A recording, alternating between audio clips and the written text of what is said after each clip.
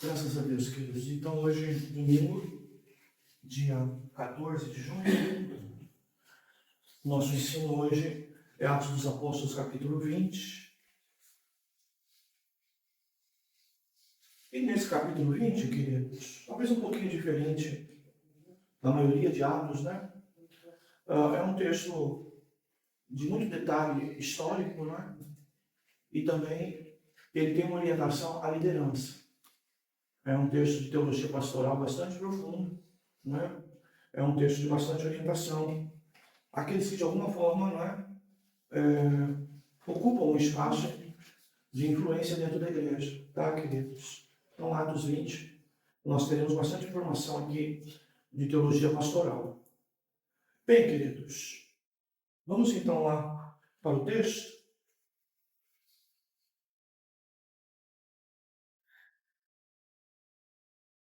Vamos começar lá no verso 1.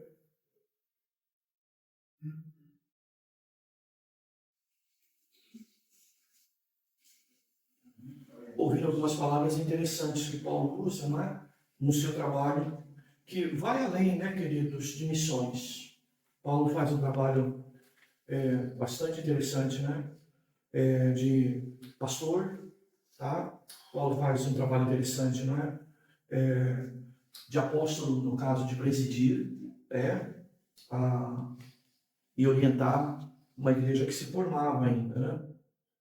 Bem, então nós vamos ver aí a palavra encorajar aparecendo com bastante destaque, tá? Em meio às muitas perseguições da igreja nos seus primeiros dias, nós vamos ver essa palavra encorajar com uma certa frequência, né?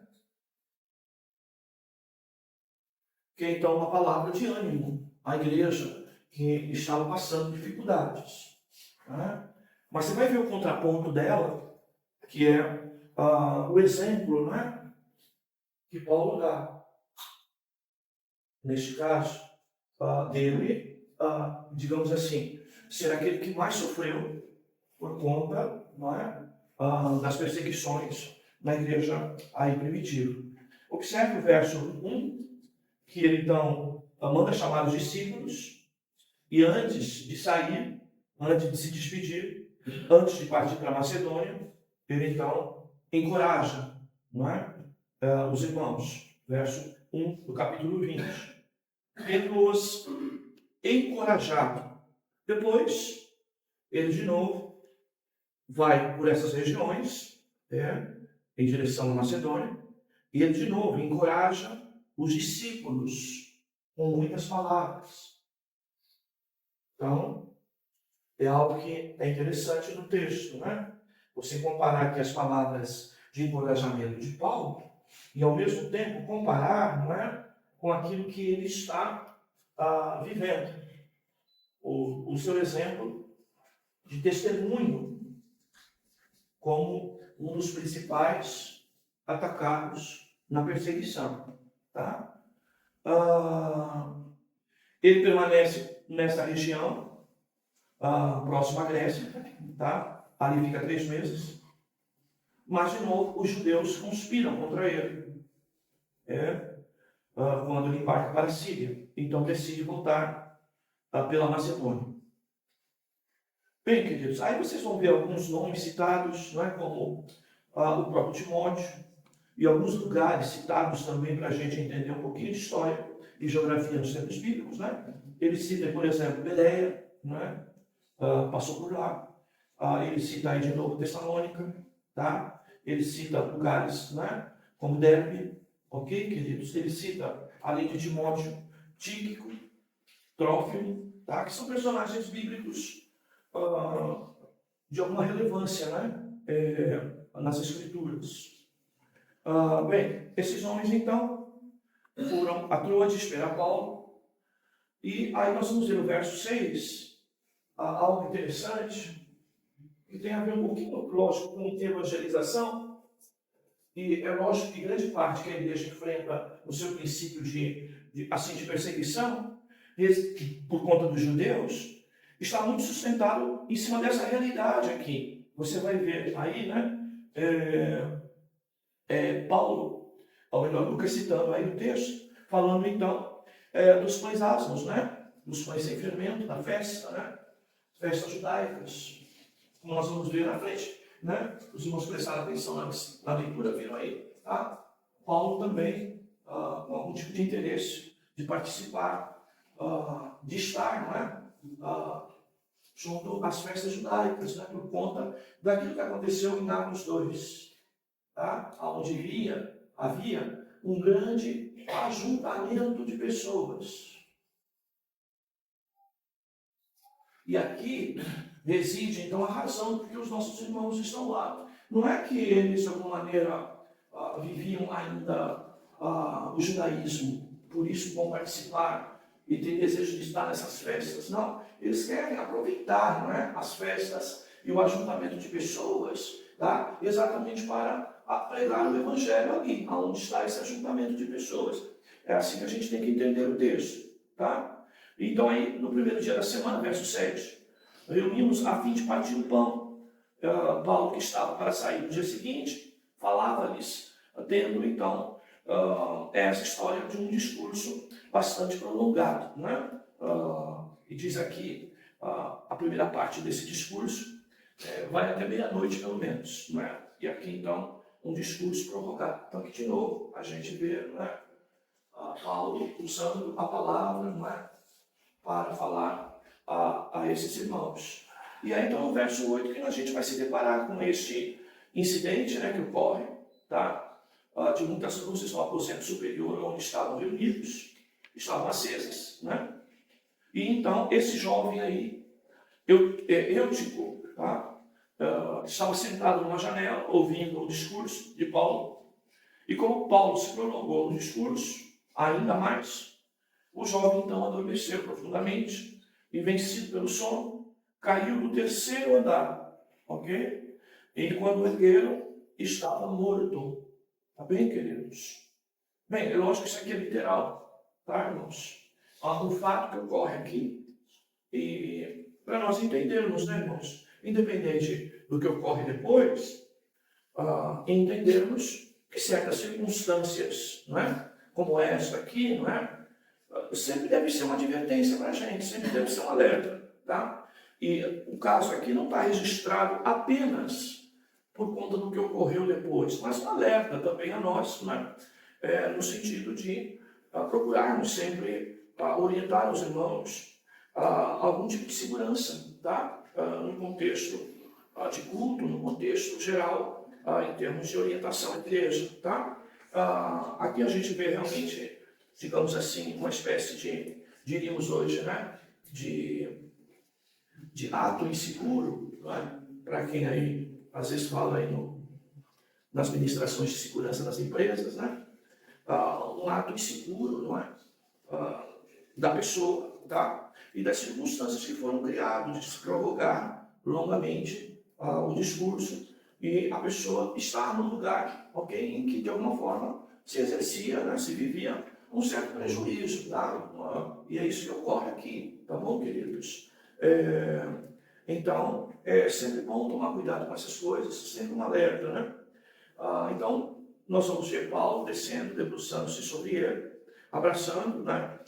Então disse, não vos perturbeis, pois a vida está nele. E em seguida subiu, e tendo partido, comeu pão, ainda lhe falou muito tempo, até o raiar do dia. E então partiu. E aí então levaram vivo o jovem e ficaram muito consolados. Bem, irmãos, eu sei que a gente vem de modelos de igreja, que a grande ênfase é o fato, a ideia de que o rapaz ressuscitou, tá, queridos? E que os irmãos ficaram consolados com essa situação. Muito bem, queridos. A gente não desmerece essa ênfase. Porém, nós precisamos entender que aqui realmente há um ato inseguro, há uma situação que poderia não acontecer, tá, queridos? E que nós temos que tomar muito cuidado, às vezes, com algum comportamento irresponsável da nossa parte, tá? De entrarmos por um caminho errado e depois sempre buscarmos apoio de Deus para corrigir decisões erradas nossas, ou postura erradas nossas, ou comportamento errado nosso, tá, queridos? O melhor sem dúvida, para crente maduro, é que o incidente não ocorresse. Tá? Esse seria o melhor. Não sei se a crítica aqui vai ao prolongamento exagerado da palavra, do tempo que atravessou a noite, não é? Ou o fato do rapaz estar ouvindo, já sonolento, pendurado na janela, num lugar totalmente inseguro, onde aquilo poderia ocorrer. Tá? Então aqui, irmãos, tomemos cuidado, porque nós viemos de modelos de igreja, irmãos, que às vezes incentivam algumas coisas sem querer até. Tá? Então, nós, antes do livramento, nós temos que entender que devemos ter uma vida de prevenção. Nós temos um livro todinho na Bíblia ensinando isso. Às vezes perguntam, pastor, como que eu decido isso? Que caminho que eu vou? Irmão, vai ler Provérbios. Lá tem resposta.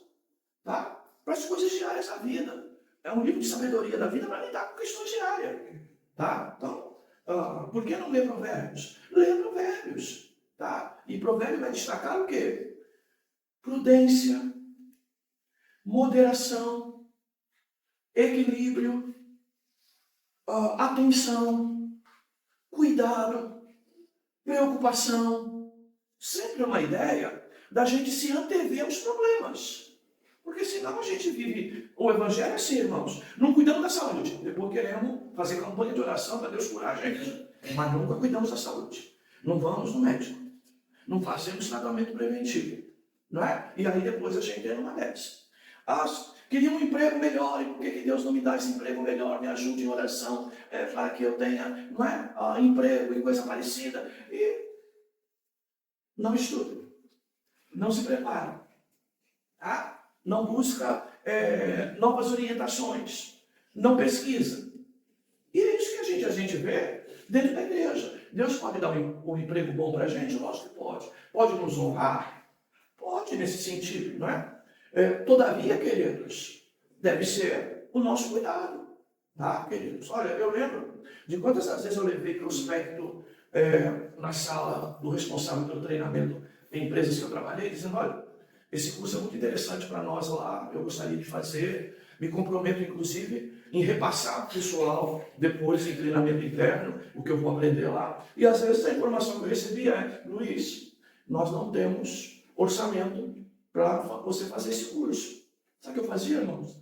Eu tirava do bolso e fazia o curso. Pedia dispensa da empresa, eles davam abono ao dia que eu estaria lá, tá? No curso. E eu mesmo fazia o curso, algumas vezes até me reembolsaram depois, outras vezes não é? Mas veja, pessoas totalmente, irmãos, sem compromisso com a vida. É isso que ocorre às vezes, tá? É que nem nós temos visto nos últimos anos. Algumas regiões, já mesmo, se destacou muito por isso, hoje eu tenho visto menos, mas a área, por exemplo, de pedagogia, a área de professor, pessoas reclamando porque tinham que ir no treinamento. Porque a prefeitura eventualmente estava pagando um curso e tinha que se deslocar para São Paulo, para outra região, e a pessoa reclamando disso. Bem, queridos, não é esse que deve ser, não é essa que deve ser a cabeça de um crente, tá, queridos? O crente precisa ter esse cuidado. É lógico que nós valorizamos o fato, não é? De haver aqui a possibilidade de uma ressurreição do rapaz que veio a morrer, tá? A gente valoriza isso, mas a igreja, irmãos, ao longo do seu tempo, valoriza só essas coisas, só uma espécie de extraordinário, e o dia a dia não faz, não tem o devido cuidado, o devido zelo, a devida preocupação. Como eu disse, quer decisão para a vida cotidiana, vai ler Provérbios. E aí então vai observar a orientação de que a sabedoria está do lado de quem, não é? Não se precipita, de quem é moderado, de quem é prudente, de quem é equilibrado, de quem tem atenção, de quem se prepara, de quem antevê situações, de quem se preocupa com esse tipo de coisa. Tá? E eu gostaria de destacar isso porque é óbvio. Não é normal você ouvir esse tipo de palavra dentro da igreja. Tá, queridos? E muitas das vezes nós estamos vivendo um evangelho assim. Apenas, em vez da gente antever e cuidar, não é? Ser prudente, evitar precipitações, se preparar, a gente eventualmente não tem esse cuidado. Hoje tem uma série de cursos gratuitos aí, entendeu, queridos? e que pessoas, principalmente novas, podem até dedicar um tempo, às vezes até home office, fazendo curso, né? À distância IAD, né? E se aperfeiçoando. Tá? Mas muitos preferem ficar nessa, de ficar orando, para Deus fazer o extraordinário. Entendeu, queridos? Isso é muito sério, mesmo nos dias de hoje, em que tem irmãos que não acordam para essa realidade, tá, queridos? Então, eu estou falando muito isso até por conta da segunda parte do texto, né, em que fala bastante sobre isso, tá, queridos? Bem, 13. Nós, porém, tomamos a dianteira e embarcamos, navegando para Assos, onde devíamos receber Paulo no navio, porque ele havia decidido ir por terra, e assim nos ordenaram. Então, logo nos alcançou em Assos, nós o recebemos a bordo e fomos a Mitilene. E navegando dali, chegamos no dia seguinte em frente de Quio, e no segundo dia cruzamos para Samos, e no dia seguinte chegamos a Mileto, porque Paulo havia decidido passar longe de Éfeso, para não se demorar na Ásia, pois se apressava para estar em Jerusalém, se possível, ok? Na festa logo depois dos pães asmos, que seria o Pentecostes. De novo aqui você vai ver uma festa, tá? Que não é cristã, é judaica. E os nossos irmãos têm disposição de estar lá por conta do que eu falei, por conta do ajuntamento de pessoas. E é lógico que se tornava um lugar de missões mais apropriada, já que ia gente de muitos lugares distantes. Então é mais ou menos o que aconteceu no Pentecostes. Antes do Evangelho ir, as pessoas de alguma forma vieram a um ponto comum, onde ali ouviram a palavra, tá? De Pedro. E por consequência, quando voltaram, não voltaram apenas com uma palavra judaica, mas voltaram com uma palavra cristã para as suas regiões. E ali então, quando o Evangelho chegou com mais força, já tinham pessoas que tinham ouvido a pregação do Evangelho através deste modelo, ou de ir até as regiões, ou de as pessoas virem a um lugar comum e ali ser pregado o Evangelho, como a gente vai ver lá em Atos 2, possivelmente mais de 40, ou próximo de 40 nacionalidades diferentes na festa de Pentecostes, que tiveram a oportunidade de ouvir a pregação de Pedro. Tá bom, queridos? É isso. Agora nós vamos para um texto muito mais de liderança. Quando a gente fala isso, irmãos, observe. Às vezes o irmão fala, mas por que eu quero saber de liderança? Eu não tenho cargo na igreja e nem pretendo ter, ou coisa parecida. Tá? Mas às vezes, queridos, são informações que são relevantes para o nosso trabalho cotidiano. Tá? Informação de liderança, entendeu? Que vai ajudar a gente no nosso dia a dia, nas questões laborais, nas questões de vida profissional. Tá? E você pode aproveitar em muito situações como essa. Tá? E aí você vai ver, né, que a ideia aqui, quem ouve essa ministração agora, ou essa história aqui, está relacionada de o apóstolo a presbíteros, tá? Do líder, digamos, maior aos líderes menores, tá? Ou de um líder geral para líderes regionais, tá? Paulo, então, mandou chamar em Éfeso, né, os presbíteros, ok? Da igreja, tá bom? Veja a palavra aí, uma das coisas que você tem que notar, tá, queridos?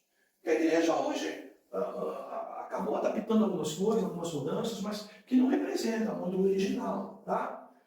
Você vai ver essa palavra aqui, ó, presbítero, na maioria das vezes na Bíblia, ela está no plural. Presbíteros, tá, queridos? A ideia bíblica aqui, sempre para presbíteros, é uma igreja colegiada, tá? Um colégio de líderes, tá? Então, aqui o que nós vemos é presbíteros no coletivo. E a principal função e a principal ideia aqui é sempre, tá? A igreja trabalhar, digamos assim, com líderes que tomam decisões, né, em conjunto. Tá? Então, é sempre essa ideia. Você vai ver a própria carta de Pedro, né?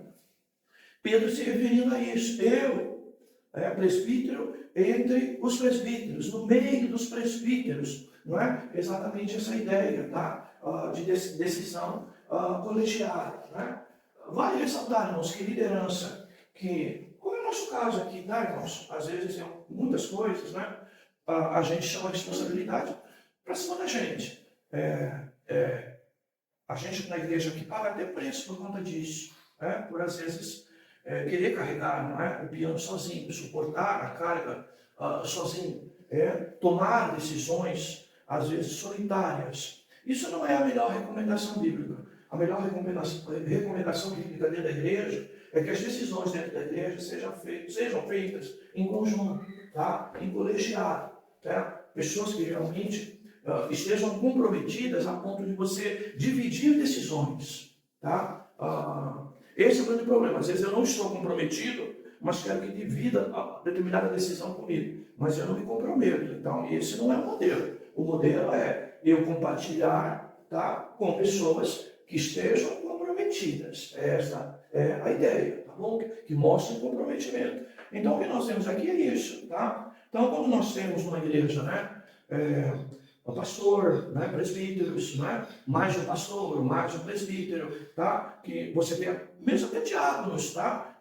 De comprometimento bom e que podem eventualmente, não é, tomar decisões neste campo, tá? Então, o nosso estatuto aqui, por exemplo, ele define algumas situações, tá? Que o pastor decide, mas situações mais difíceis ou em momentos difíceis, o caminho de dividir a decisão e trazer a participação e a aprovação mais clara desse conjunto de obreiros para algumas decisões, algumas tomadas de decisões, né? Eu sempre parto assim, se o problema sou eu, é melhor que todo mundo decida em colegiado, ou parcial, ou total, sobre o problema que é o pastor, tá? Mas quando é a igreja, ou algum irmão, eu geralmente assumo, não é, esta posição de eu mesmo tratar os assuntos. Mas tem coisas que a gente comunica, quem de direito, ou então a gente divide, tá?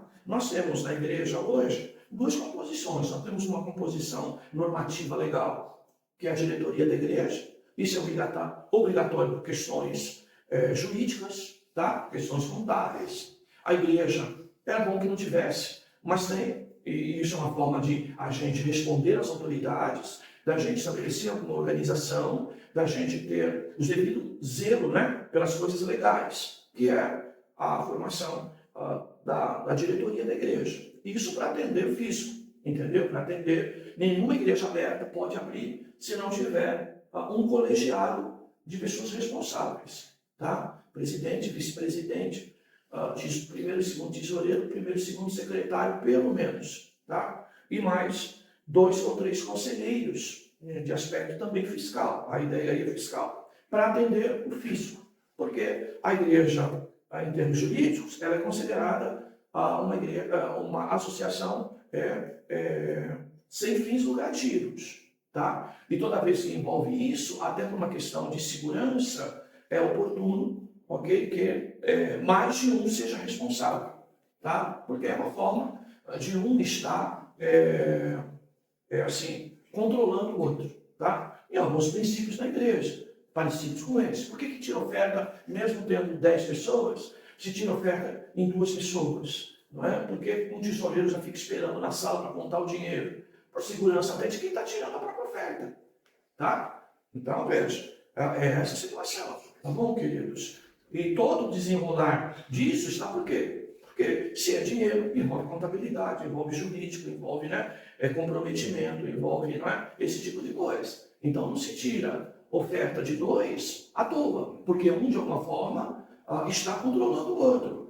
Quando vai contar dinheiro, fica admirado. Um conta, os outros olham. Isso não é assim. Todos têm que contar, todos têm que acompanhar pelo menos a contagem e verificar com comprometimento sobre aquilo. Se não entendeu, pede de novo para recontar, entendeu? Por quê? Porque senão a gente começa a apresentar depois erros futuros, entendeu? Que um identificou, e aí isso não é legal. Por isso, quem assina o versículo lá de entrada da igreja são os 3 que estão envolvidos nisso. Então veja, colegiado, tá? A ideia de colegiado, tá? Então, veja, quando a gente, por mais que isso seja simbólico, mesmo quando a gente faz a renovação de estatuto social e de diretoria da igreja, que tem que fazer a cada 4 anos pelo menos, não é?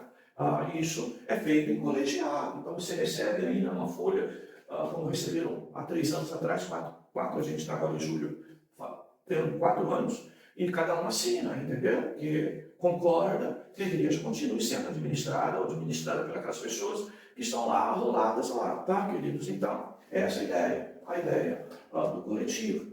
E ao princípio bíblico, utilizado muito em base judaica, que vale a pena, vai tratar um assunto coletivo. Quando Jesus falou, tiver 2 ou 3 reunidos no meu nome, a ideia também é questão de culto, ideia coletiva, tá?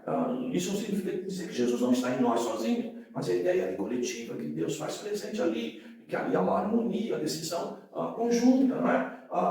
Ou uma reunião com o mesmo objetivo, tá? Então, quando vai sair para evangelizar, o bom é que estejam 2, porque um protege o outro e um ajuda o outro. Enquanto um fala, o outro procura o versículo onde está escrito, e lê o versículo. Então, a ideia é mais ou menos isso. Se alguém se envolver numa comunidade, em algum tipo de problema, numa evangelização, o segundo que está junto consegue, não é, ponderar um pouco mais, não é, proteger quem eventualmente se envolveu no problema. É essa a ideia sempre, tá, queridos? Então, essa palavra aqui, presbíteros, ela trabalha exatamente esse conceito. Então, por isso que a igreja primitiva, ela se organizava assim, como foi os 9, você vê, não foi separado um diácono, foram separados vários diáconos, quando se identificou que havia problema de atendimento às mesas, e a distribuição de alimentos lá na igreja. Então se separou mais de um, sendo a ideia do coletivo. E isso acompanha a própria ideia do corpo de Cristo, em que é um só corpo, mas vários membros, e todos os membros contribuem então para este corpo, tá? E todo o corpo contribui para cada membro. Então, sempre é essa ideia, tá? Que eles não querem um princípio de igreja em que nós nos afastamos muito, tá, queridos? Mas ele é muito relevante sob o ponto de vista de proteção, tá? Para que nós sejamos cuidadosos. Então, você vê aqui na nossa igreja, tudo que é arrecadado obrigatoriamente vai para o caixa, vai para o banco. Não tem nada em conta corrente, ou melhor, nada na gaveta, nada no caixa. Tudo vai para o banco. E se vai administrar alguma coisa em caixa, como nós temos aqui, o fundo de caixa, ele vai sair do banco com valor exato, com saída descrita lá na conta bancária da igreja, para administrar aquele valor, sob a responsabilidade de quem tem o fundo de caixa para administrar. Tá? Aqui um outro princípio que a gente usa. Geralmente quem faz pagamento sou eu, mas quem faz todos os depósitos da igreja geralmente é uma outra pessoa, tá? Exatamente para a gente ter esse tipo de cuidado, tá bom, queridos? Então, é sempre um conceito de proteção, tá, amados? Outra coisa dentro da igreja. Se você comprou alguma coisa para a igreja, compre no nome da igreja, se possível. Se não, pegue a nota fiscal, faça uma declaração no verso que aquele material é objeto de doação de voluntários da igreja para a própria igreja, tá, queridos? Principalmente equipamentos de valor mais alto, tá?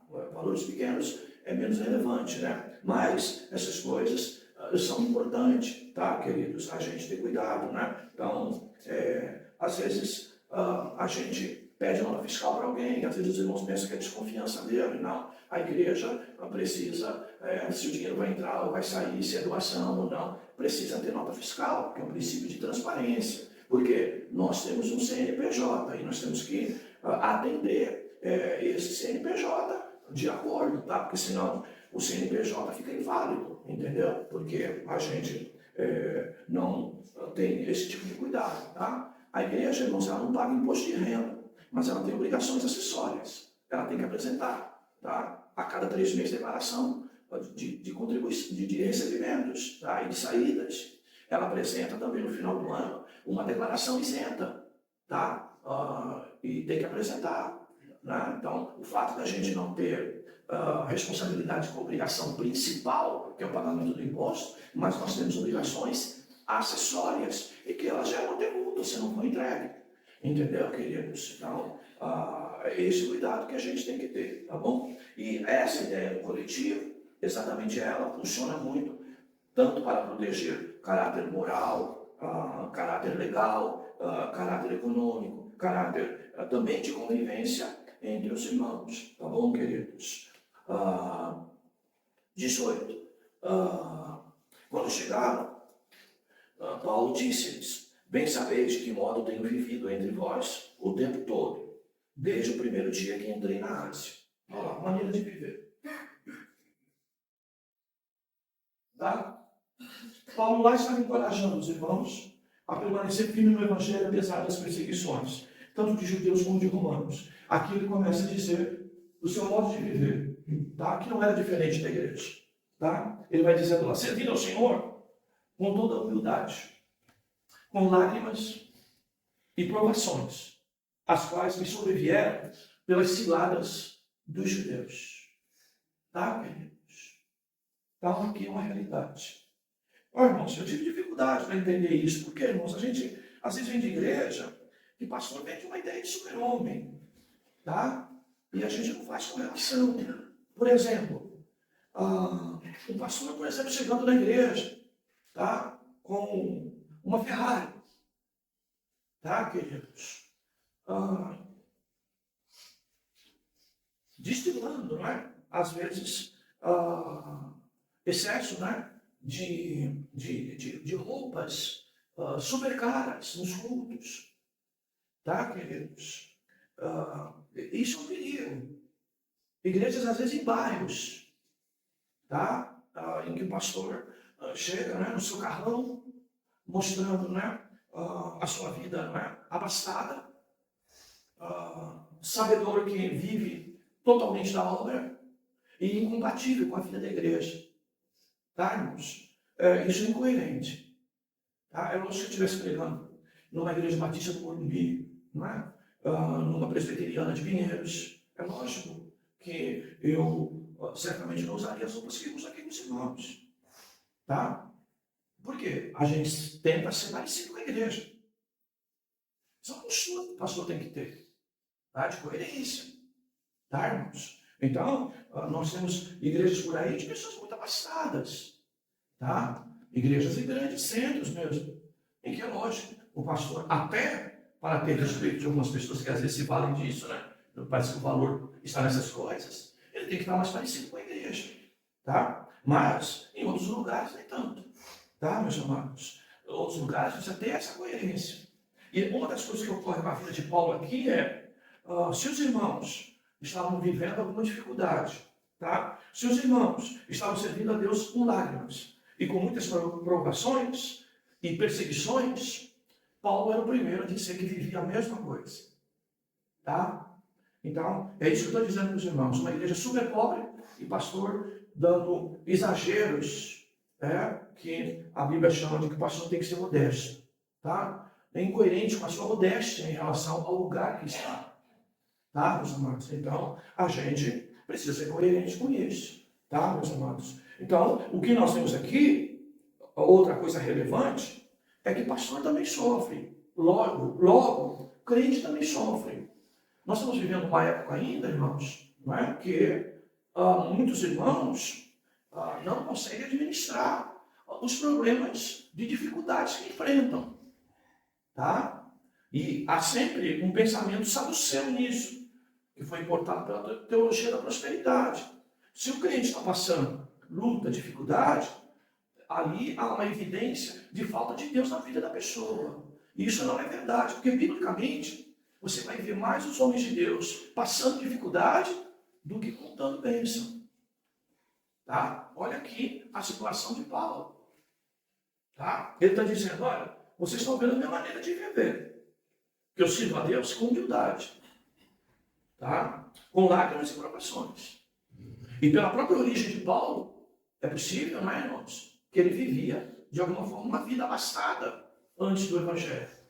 Tá? Até pelo grau de autoridade que ele tinha junto aos romanos. E por ter cidadania romana. Tá, queridos? Então, veja, essa realidade aqui é muito importante para nós. Porque nós temos pessoas, muitas das vezes, irmãos, de mal com Deus, amargurado dentro da igreja, porque está passando por muita dificuldade. De que às vezes diz que não tem uma palavra para dar para os outros porque está em dificuldade. Meu irmão, eu tenho palavra porque vivo em dificuldade. É exatamente o contrário. Para saber que não é a minha vida abastada que me dá a sabedoria bíblica. Tá? Dá um exemplo aqui. Paulo aqui, então, está falando exatamente disso. A igreja está sofrendo, tem judeu perseguindo vocês, a mim também me persegue. Eu também tenho tido dias de lágrimas. Tem textos, inclusive, que ele vai dizer que até da vida ele se desesperou. Por quê? Por causa dos prejuízos do evangelho. Então, meu irmão, toma cuidado de sair por aí dizendo que no evangelho você vai ter sua bênção, porque você constrói um problema sério para o próprio pastor dentro da igreja. Porque como que eu vou dizer para vocês que viver com Cristo, irmãos, é prejuízo nessa vida? E como você que acha que a hora de resolver todos os seus problemas, aí você vai servir a Deus com alegria, com disposição, com ânimo, porque não te falta nada?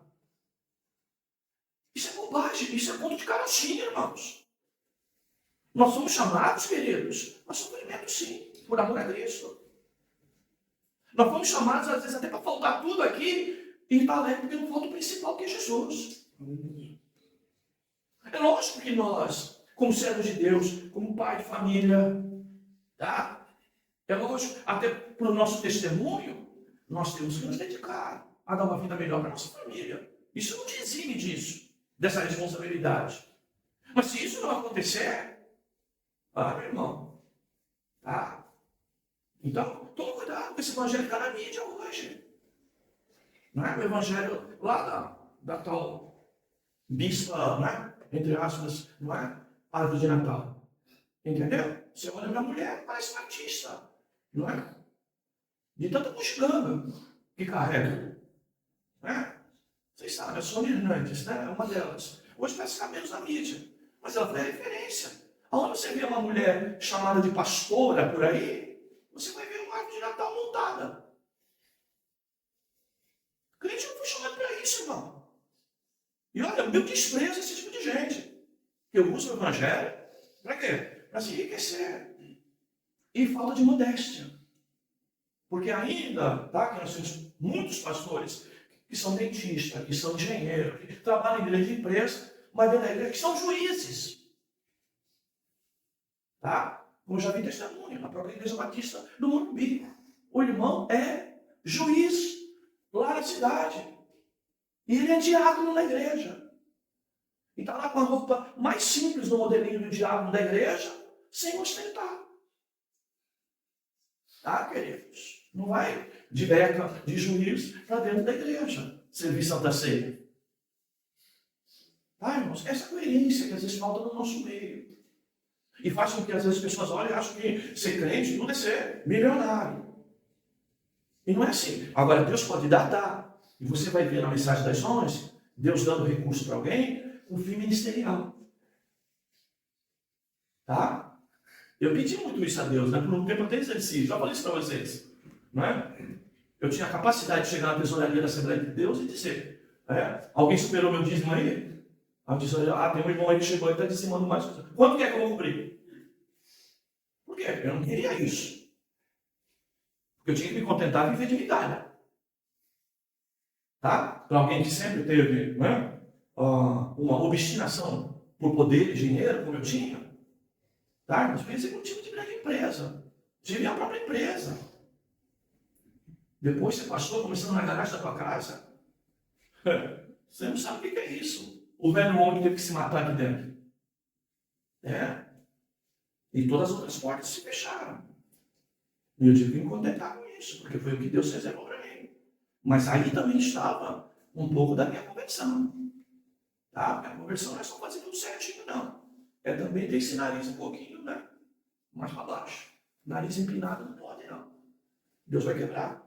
Então, queridos, veja a situação de Paulo. Ele encoraja os irmãos a viver a luta. Ele está dizendo, eu estou vivendo, olha, me deram 40 chibatadas menos uma. Olha, eu tive que sair correndo de uma cidade de um cesto escondido que queriam me matar. Olha, estão me perseguindo. Estão me matando. E quando ele diz lágrimas aqui, certamente ele está falando do seu pessoal. Porque você não vê Paulo falando, não é? Ou chorando publicamente. Mas, certamente, é essa a situação. E as provações. E ele dá endereço, olha, elas têm vindo, tá? Pela cilada dos judeus. Cilada dos religiosos. Tá? Olha, e por causa disso, eu não me escrevi de vos anunciar nada que fosse benéfico, ensinando-vos publicamente de casa em casa. Tá, irmãos? Eu nunca quis ministério por causa disso, sabia que era isso. Eu sei o que é isso. Se for para levar a sério. Olha, ele diz, não me escrevi de vos anunciar nada que fosse benefício para vocês, ensinando publicamente, em praça pública, sob o ataque dos judeus, podendo morrer apedrejado. Mas tu anunciando o evangelho. Então, meu irmão, entenda isso. Tá? É que eu tenho tentado conscientizar aqui, em algumas situações, o próprio irmão Jardel. Tá, irmãos? A casa do irmão Jardel está sendo atacada de metralhadora. Se vocês não orarem pelo irmão para ajudar os irmãos em oração, em encorajamento, se a igreja não for amiga, não vamos ter pastor substituto, porque o irmão vai se suportar. Porque não vai estar pesado. Irmão Marcinho sofrendo. A família do irmão Marcinho, muitas vezes, trazendo problema. O irmão Jardel agora é uma situação bastante difícil. Quando eu vi o vídeo daquela moça, achei, essa irmã, semana que vem, vai estar morta. Do jeito que está. Mas está lá, dando alguns sinais de às vezes melhor, né? Que é uma doença que é por crise, mas é terrível isso. Não sabe, Deus sabe que o irmão pode estar passando no próprio trabalho dele. E às vezes, bem, hoje é dia do pastor, vocês sabem, né? A gente não dá ênfase isso aqui, né? Mas pelo calendário, hoje é o dia do pastor, né? É o segundo domingo de junho, né? Então, queridos, se a gente não cuidar, irmãos, não vamos ter. Por quê? Sofre as mesmas coisas. Tá? E nós estamos vivendo dias assim, de muita enfermidade. Não é? Muita enfermidade. Eu ontem mesmo, a gente estava reunindo em família, né? E eu falei para os filhos, né? A primeira vez que eu estou vendo uma família próxima de mim sendo enterrada o corpo inteiro. Minha mãe sem duas pernas. Minha outra irmã sem uma perna. Minha mãe sem os dois olhos. Ou sem a visão dos dois olhos, praticamente. Tá? Meu cunhado, esposo dessa irmã que faleceu, sem duas pernas. Alguém pode estar olhando outra coisa. Eu estou olhando aquilo que a sabedoria de Deus me deu. E eu tendo diabetes alta como eu tenho, queridos, né? É lógico que a gente tem. E eu, no enterro da minha irmã, eu fui agradecer a Deus por estar velando uma irmã de corpo completo. Então a gente tem lágrimas, mas tem tristeza, tem preocupação em várias áreas da vida. Então não caia nessa história, dessa ilusão que anda por aí. Entendeu, irmãos? Que crente vive só por cima da carne seca. Irmão, eu também sofro. Hoje é um dia que eu podia ter mandado um recadinho aqui para vocês. Olha, não estou bem, irmãos. Olhem por mim, não vou. Não, irmãos. Eu mando a doença segurar um pouquinho à tarde e eu descanso. Mas eu gosto dessas coisas. Tem dias que é assim. Tá? E os meus filhos preocupados, pai, por que o senhor quer parar? Por que o senhor vai se aposentar, pai? Porque eu estou cansado. É 22 anos sozinho. Você tem com quem falar, dividir os problemas ministeriais, às vezes. E eu não tiro de amigos tem muitos dentro da igreja, irmãos. Muitos. Não é? Mas pessoas que a gente confia. Eu estou falando de companheiro mesmo. Tá? E hoje eu tenho certeza, irmãos, que eu permaneço assim porque Deus não quis. Porque por mim já tinha acontecido.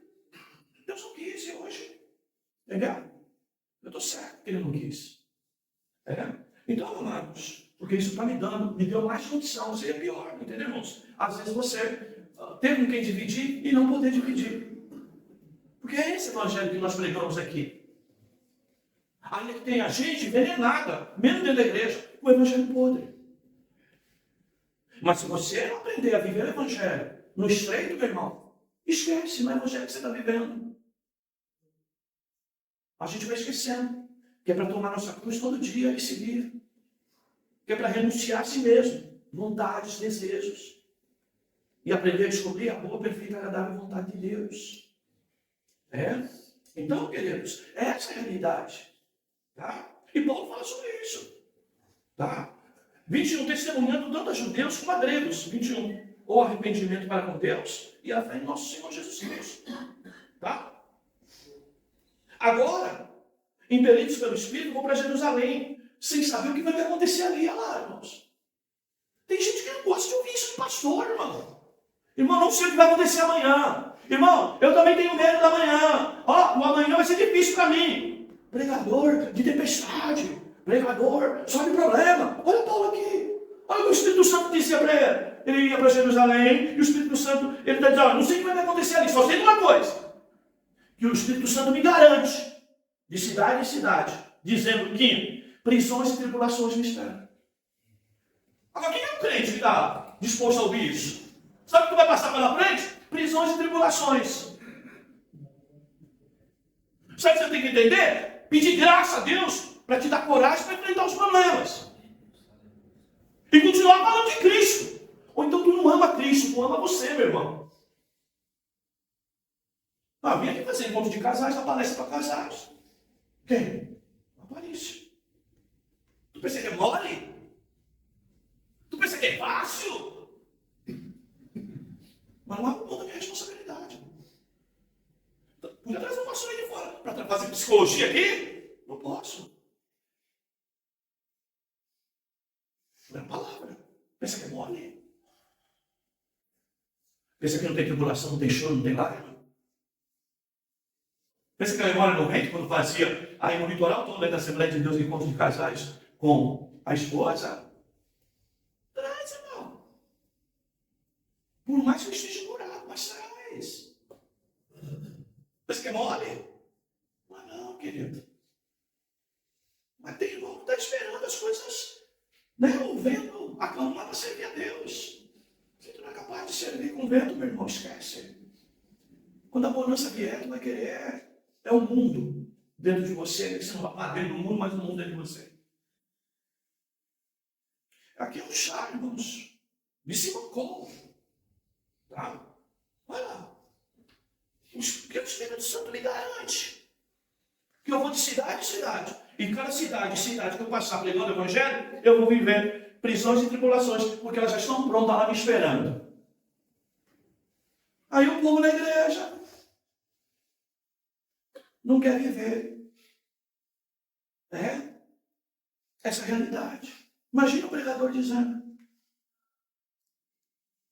que amanhã você vai ter que enfrentar a dificuldade. Tá difícil? Aí o pastor veio com uma mensagem aqui. Vai ficar pior, hein? E o irmão lá esperando. Mas vai ser só bênção. Para com isso, irmão.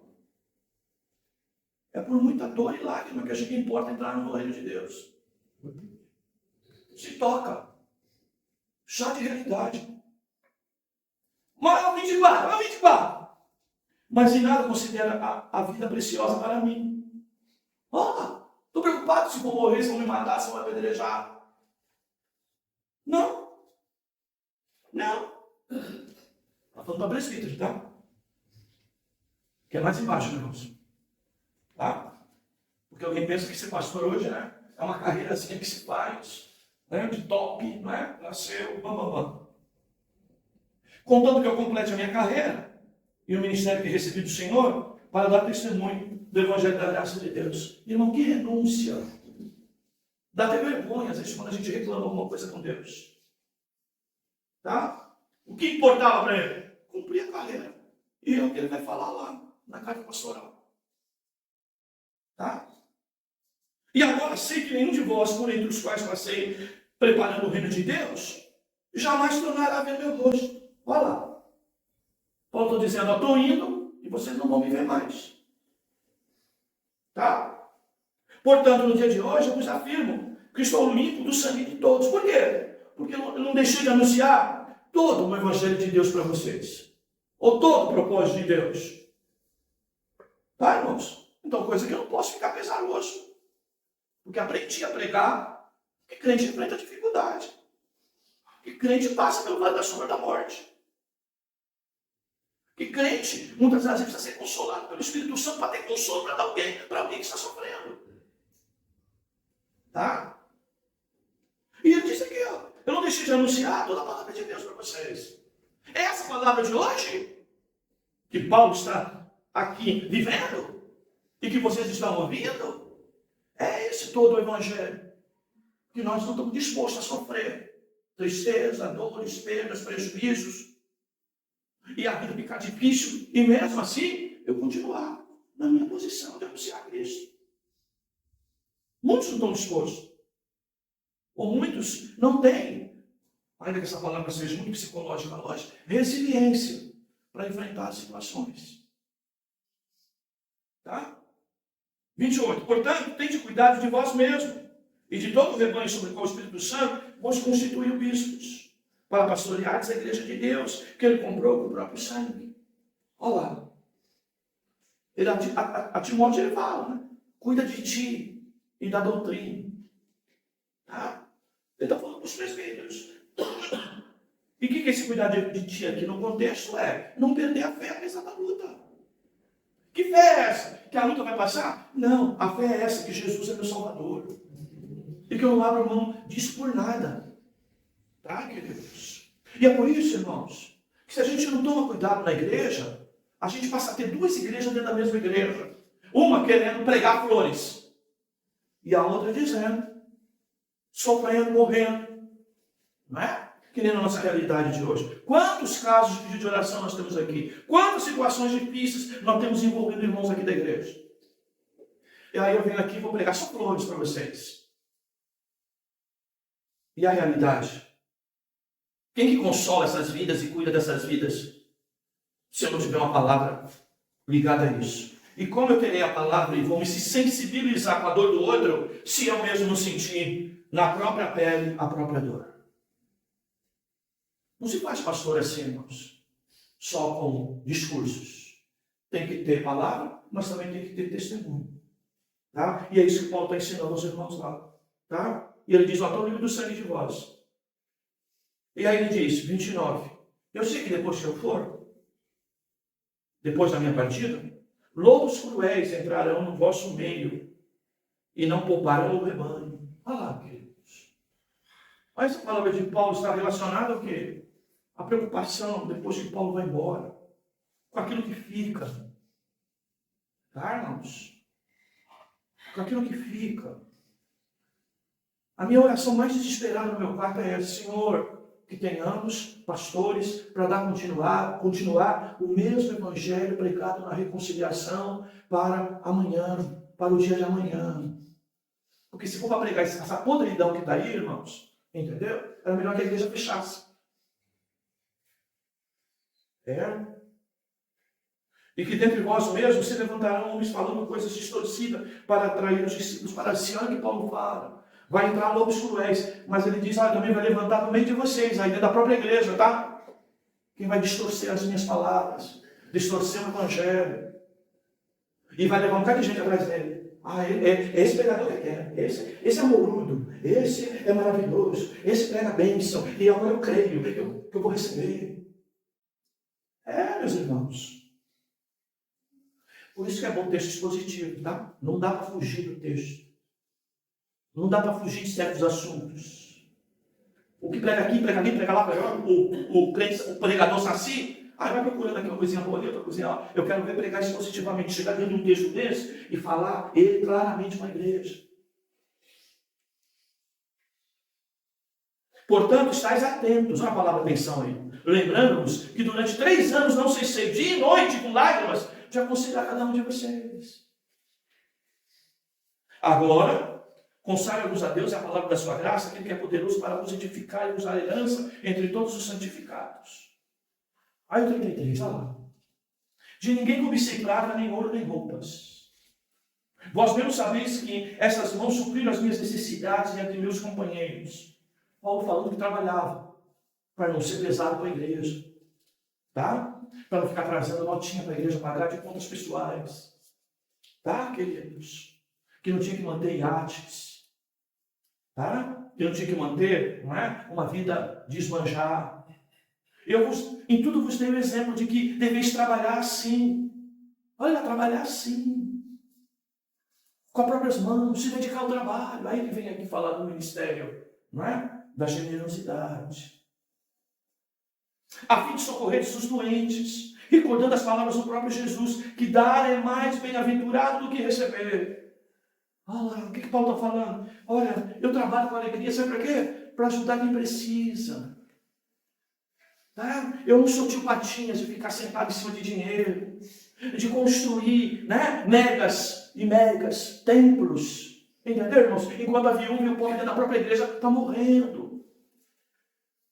Tá? E ele diz aqui, olha, o melhor é dar do que receber. Olha, irmãos, a alegria de dar. Como a igreja constrói pessoas, irmãos. E, meu irmão, se Deus abrir a porta para você, tá, de recurso econômico, é a mesma forma que Ele abre a porta para me dar a palavra. É para eu dar para vocês. E se Deus te der economia, Deus te der fartura nessa área, para que é? É para me comunicar e ajudar os outros. E eu preciso aprender o quê? A ter prazer nisso. Eu não recebo isso e dou graças a Deus se eu não retribuo com a minha mão. Mas aí eu vou vivendo só pela minha vidinha, essa mesquinhez que nós temos. Tá? Essa mesquinhez que muitas das vezes se aloja no coração do crente. Ele não estende a mão. Depois de dizer isso, ajoelhou-se e orou com eles. E olha só. E houve nessa oração o quê? Grande choro entre todos. Que choro é esse? Tristeza, saudade. Não vão ver mais o apóstolo. Eles sabem disso. Tá? A dor toma conta daquele lugar. Aqui é chorar dos que choram mesmo. Aí eu pergunto para você, irmão. Como tem sido a tua oração? Tanta gente sofrendo perto de nós. Tu tem ido aos pés de Jesus, esquecido de você orar pelo outro. Ou se tu está preocupado, não é? Com a tua vida. Ah, mas eu estou na pior situação de todos aqui. Quem disse isso para você? Queridos, para justificar que todo mundo ore por ti e você não ora por ninguém. Eles ficaram tristes. Principalmente com a palavra que Paulo dissera de que não viriam mais o seu rosto. E o acompanharam até o embarque no navio. Olha só, queridos. Você viu aqui a igreja sofrendo? Você viu aqui pastor sofrendo? Você viu aqui tristeza, meu irmão? Mas pregador de rosa, irmãos, não vai falar sobre isso. E é uma pena, irmãos, que nós temos às vezes 20, 30 anos na igreja e a gente não se depara com a realidade de um texto desse, porque não nos é pregado. Você pode ver, tem DVD da igreja aqui de 20 anos atrás, eu pregando sobre isso. Pode ir lá buscar os DVD que tem. Quem tem DVD aí das pregações, quando o irmão Mazil ainda, né, filmava aqui. Então, queridos, essa é a realidade. Então, meu irmão, tem luta, tem dificuldade, meu irmão. Nem sempre dá para dizer para você, isso vai passar, Jesus vai curar, Jesus vai te dar força. Uma coisa eu sei que eu posso te dizer. Tem céu para aquele que serve a Cristo, para aquele que tem fé nesse Salvador. O céu não é uma ilusão. E ainda que Deus não responda às nossas orações para tirar o espinho da carne, como aconteceu com Paulo, Ele vai dizer, a minha graça te basta. Isso significa dizer, capacidade do Espírito Santo para você lidar com a vida e com a dificuldade da vida. A dificuldade não vai passar, mas você vai ser outra pessoa e vai lidar com isso de maneira diferente. Tá? Então, que Deus te dê graça, meu querido. No meio dessas lutas, que temos passado, enfrentado, que Deus dê graça a você, tá? Para consolar os outros. Não só pela palavra que tem na Bíblia, mas pelas consolações que você tem recebido da parte de Deus. Deus te guarde, meu irmão. Deus te preserve para aquele grande dia, o dia em que nós ouviremos, vinde bendito de meu Pai. Amém, queridos. Senhor, obrigado pela tua palavra. Não é uma palavra fácil de dizer, muito menos de viver, mas, Senhor, nós cremos que tu és o Senhor, ó Deus, Tu és soberano, está acima de todas as coisas. Nós queremos que aquilo que não mudar, Tu vai nos mudar, Senhor, para nós enfrentarmos de maneira melhor. Ajuda a Tua igreja, ajuda o Teu povo, dá graça aos Teus servos. Oramos por aqueles que estão passando sofrimentos. Oramos pelo irmão Jardel, sua casa, sua família, sua esposa, os de perto, os de longe. A família, Senhor, também da sua esposa. Senhor, protege e guarda Teus filhos. Dá força aos Teus filhos. Dá graça aos Teus servos, Senhor. E oramos por todos os demais aqui que passam, Senhor, momentos difíceis, principalmente de saúde, Senhor. Eu oro, Senhor, por todos eles nesta hora, pedindo, Senhor, que Tu, Senhor, ajude Teu filho, ajude Teu servo, ajude a Tua filha, Senhor. Oramos pedindo a Tua bênção sobre nós. Agora, vamos contribuir para manter a Tua obra neste lugar, que não falte recurso nessa casa de oração, não falte recurso na casa do meu irmão e da minha irmã. É assim que oramos agradecidos, em nome de Jesus. Amém. Amém.